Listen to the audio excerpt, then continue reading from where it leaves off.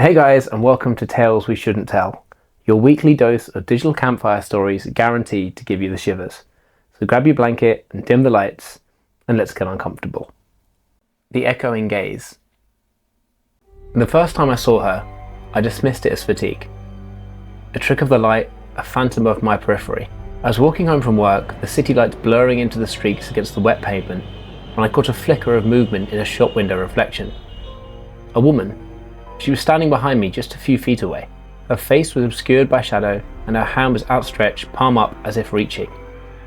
I spun around, but nothing. Just the usual rush of commuters. I shook my head, blamed the long hours, and kept walking. It happened again a few days later. This time I was in a bustling coffee shop, waiting for my latte when I felt a distinct chill, like someone had opened the door on a winter night. I looked up and there she was, standing by the sugar packets, her back to the counter facing me. Her hair was dark, long, falling over her shoulders. She was pale, almost translucent in the warm glow of the shop, and her eyes, even across the room I felt the weight of her gaze. It was a profound, aching sadness directed solely at me, and her hand again was outstretched, a silent, desperate plea. Mate, what is going on? Well, you can find out. No, I know, but like, I can't even figure out what, like, I watch the videos sometimes, you know, when it's like, you don't really know what's going on, and that's the suspense, the build-up that makes it so much worse than anything else. You have got at least another A4.5 of not. Mate, I feel like I'm going to end up like praying hands and covering my face, and there's nothing even to see. I like the idea that this story freaks you out so much that like words make you not want to look. Yeah. Mate, it's like my imagination has just already booted in. No, you know what I mean? You wait. Excuse me, I mumbled, stepping forward. The woman at the counter, oblivious, handed me my coffee. I looked back to where the woman had been, but she was gone. The space was empty, filled only with the queue of impatient customers. My heart hammered against my ribs as I felt a prickle of sweat on my forehead despite the cool air. This wasn't fatigue. This was something else. Over the next few weeks, the sightings escalated. She wasn't just a flicker anymore, she was a presence. I'd see her in the rearview mirror while driving, sitting in the back seat, her sad eyes fixed on me, her hand always reaching. I'd slam on the brakes, turn, only to find the empty lever. I'd be in the office, staring at my computer screen, and a reflection would appear in the dark glass. Standing behind my chair, her breath a cold whisper on my neck. Mate, I hate this. I feel like I'm him. I hate this. But you know what it is? My biggest, or one of my biggest. You're going to say rearview mirror, right? That. It's so weird. Mate, yeah. It is the worst. I'd whip round, my heart leaping, but there would always be nothing. Just the drone of keyboards and the mundane chatter of my colleagues. Alex, are you okay? My cubicle mate Mark asked one afternoon. You just jumped like you've seen a ghost. I thought I did, I admitted. I gestured vaguely behind me. There was a woman, just for a second. Mark frowned, looking over my shoulder. There's no one here, man. Are you getting enough sleep? That was the pattern. No one else ever saw her. I tried to point her out in public places, a park, the supermarket. Look, over there by the fountain, the woman in the dark coat, reaching out. People would follow my gaze, squint, and then turn back to me with a confused, pitying expression. There's no one there, Alex. Are you okay? The pity in their eyes was worse than the confusion. It was the look you'd give someone who was clearly losing their grip. And I was. I started to doubt myself. Was I hallucinating? Was it stress? A breakdown? I was a rational man, a software engineer. My life was logic, code, and predictable outcomes, but this was anything but. So I began to isolate myself. Lunches with friends became unbearable. I'd be mid-sentence and she'd appear, standing silently beside my friend, her hand reaching for me. I'd freeze, with my eyes wide, and my friends would just see me staring blankly into space. They started making excuses, and their calls became less frequent. My boss called me into his office, concerned about my focus and my erratic behaviour. I told him I was just stressed and I needed a break. He suggested a leave of absence, and I took it. My apartment became my sanctuary and my prison. I drew the blinds, turned off the lights, hoping to escape her, but she was there, always. In the dim corners of the living room, standing in the hallway outside my bedroom, even sitting on the edge of my bed as I tried desperately to sleep. Her eyes, those deep, sorrowful blue eyes, never left me, and her hand was always extended, an eternal gesture of yearning. I stopped showering regularly, stopped eating properly, and the apartment was now filled with empty takeout containers. I'd sit for hours, huddled on the sofa, staring at the wall, waiting for her to appear. She always did. She never spoke, never made a sound beyond the faint, almost imperceptible whisper of a name that sometimes brushed my ear like a moth's wing. But her presence was deafening. It filled my room, my mind, and consumed my every waking moment. One night she stood directly in front of me, closer than ever. Her features were incredibly clear now. Her dark hair was long and wavy, falling past her shoulders. She wore a simple light-coloured dress, almost like a nightgown, and her skin was so pale it was almost luminous. Her eyes, they were filled with tears now, glistening, reflecting the dim light from the street lamp outside. Her hand, trembling slightly, reached out, her fingers just inches from my face. "Please," I croaked, my voice raw from disuse. "What do you want? Who are you?" Her lips moved, slowly, deliberately. I strained to hear, to understand, but no sound came.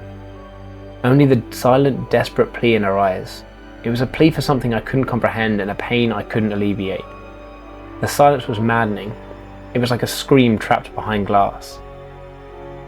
I started talking to her. At first it was desperate questions, then as the days blurred into weeks it became a monologue. I told her about my life, my fears, my confusion. I begged her to leave me alone, and then I begged her to tell me what she wanted. I was losing my mind, and I knew it, but she was the only one who seemed to exist in my world anymore. One particularly hazy afternoon, I was slumped against the wall watching her stand by the window, her hand pressed against the glass as if trying to push through an invisible barrier. The light from outside seemed to ripple around her, distorting the edges of her form, and then I heard it, a faint, rhythmic beep. It was distant, muffled, but undeniably there. I squeezed my eyes shut, and then I opened them, and the sound was gone. But she was still there, by the window, her hand still pressed against the glass. And then another sound, a faint metallic clinking, like instruments, and a hushed conversation too low to make out words, but undeniably human voices.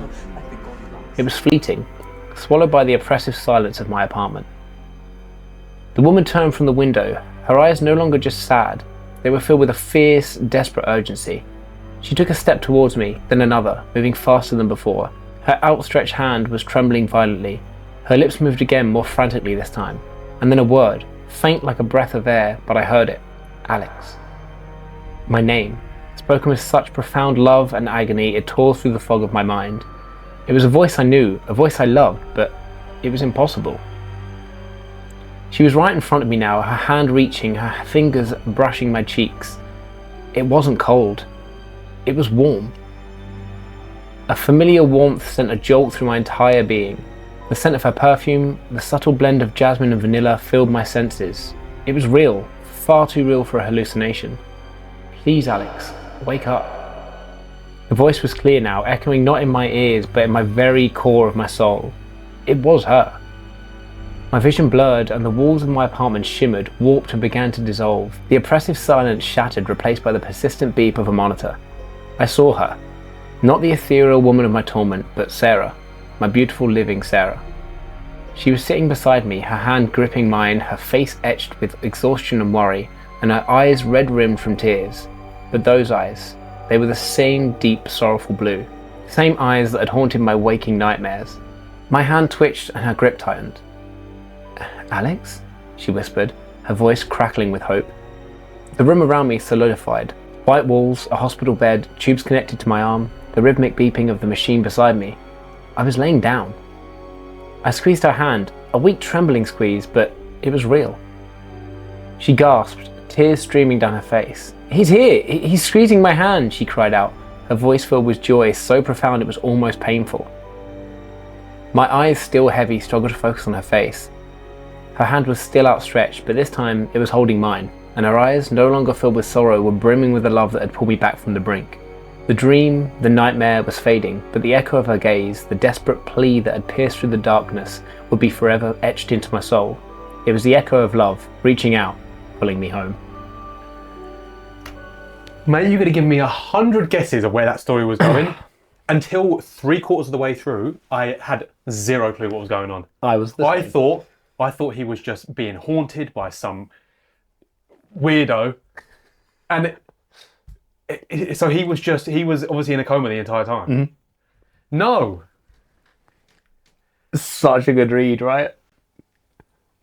When I read it like fully through the first time, like I was just like, this is just it's come so well.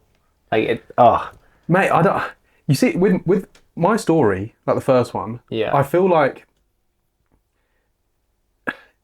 it still had that, like, the suspense was building and blah blah blah, but like you could almost see kind of where it was going, especially because it introduced the fact that she was obviously herself not there pretty early on. I had no idea, bro. Like, absolutely no idea. Like, guys, like, did you what? You know what I mean? Like, did you even know where that was going? Yeah, I had let us no know. idea. Like, let us know if you had any idea, and if so, like, how far through in the story. I'm gonna go like quite literally like 85% of the way through it. I'm not joking, bro. It honestly, until you said when he had like kind of woken up or something, and then he could see his version of Sarah or whatever. Yeah. That was when I was like, wait, hold on. My brain first went, oh, he's dead. He's the dead one. Yeah. But then it was obviously like, no, he can't be, obviously. For me, it was like when it was the rhythmic beeping, I was like, could that be a hospital monitor? I was so. But like, it wasn't. I wasn't sure. It was just like maybe. I was like in a trance, mate. There was no chance of me knowing anything until it was like blatantly obvious. But that was a sick story, man. Right. That was good. What was it called again? The Echoing Gaze. Nice, man. Thank you so much for watching the video, guys. Like, we really hope that you're enjoying the season so far. Yeah, 100%. We're having so much fun filming it, and we've had a good time like planning it and getting everything ready to go. As you said before, if you've got a story that you want us to feature, then reach out to this man on Instagram. You can grab the details in the description. And as always, guys, if you like the video, do me a favor, like the video, subscribe if you're new, and we will see you on the next one. Peace.